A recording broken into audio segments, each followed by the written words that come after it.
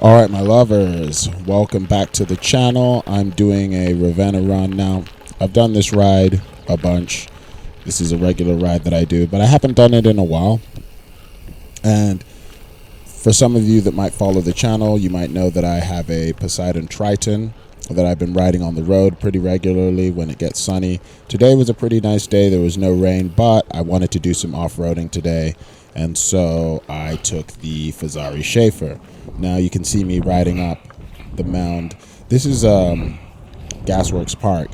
So on these rides, they're shorter rides, but I want to get as much off-road as possible. And I realize, what I pretty much do is mixed surface riding, a few times a week.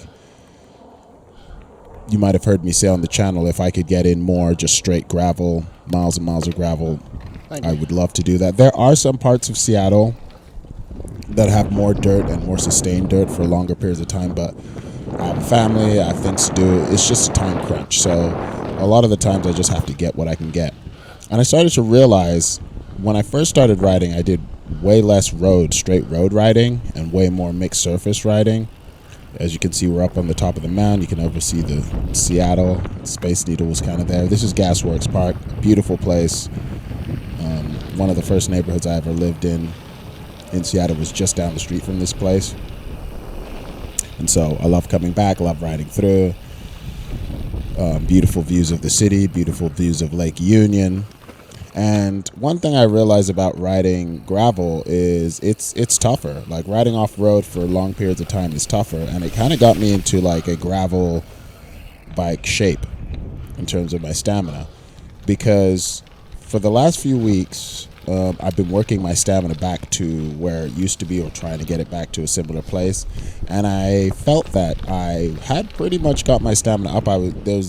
Sometimes when you ride, you feel you get stitches. If you've ever felt that feeling from exercising, that stitches feeling you get, like there's a tightness in the chest and tightness in your shoulders, and this kind of like dull pain that kind of tends to go away when you ride enough. Those stitches go away, and it's more just like taking a walk, so you don't feel it as much. But on this ride, I definitely started to get those stitches feeling for brief periods. Granted, it wasn't a heavy feeling. But I was definitely getting that at some times, and I realized it's been a while since I've done this ride. I did it in reverse the other day, which I think is a little bit different because the gravel portions are more downhill when I do this in reverse. But when I do it this way, the gravel is more uphill. And so there were times in my ride where I was like, dang, I'm starting to actually feel it, where before I wouldn't feel it as much.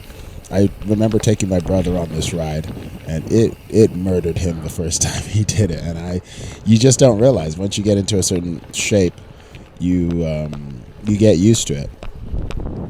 So slowly over time, you see me making videos about through-axle bikes, and I'm by no means a bike snob, and so I don't think you need a through-axle bike to have fun on a bike. You don't need a through-axle bike to have fun off-road.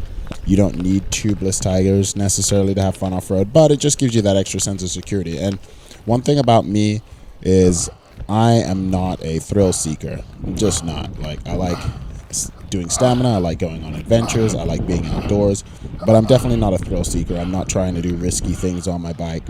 I made one video about not mountain biking, why I don't mountain bike, and the main reasons being is that we just don't have that much accessible mountain biking area around us. And if you're just riding day-to-day riding, it's probably just best to have a rigid fork bike. Maintenance-wise, it's just gravel bikes tend to be that in-between of a road bike and a road bike and a mountain bike. So you're kind of getting the best of both worlds.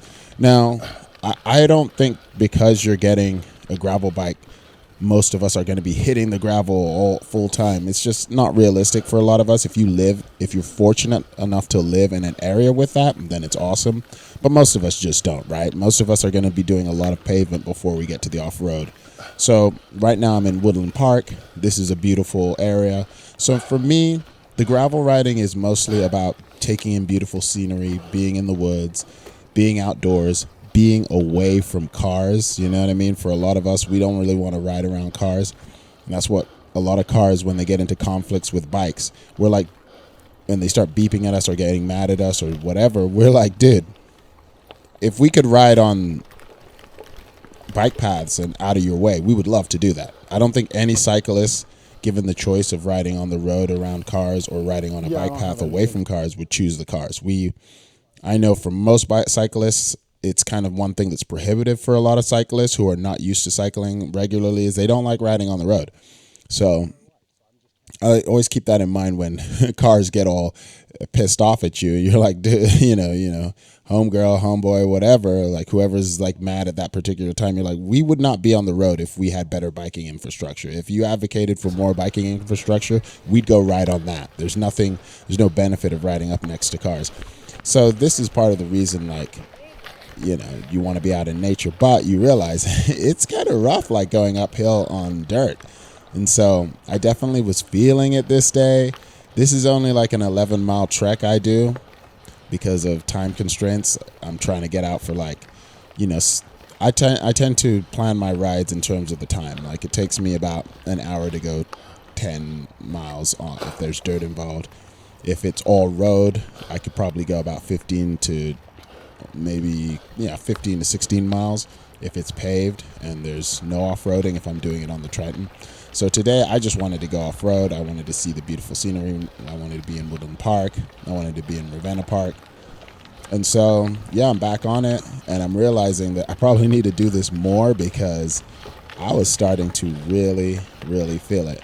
Now, one of the advantages I feel from gravel bikes is you're going to get a slacker geometry on a lot of the builds, a more upright position. You get wider tires. This Fezzari Shafer that I'm riding, it has 45 millimeter tires.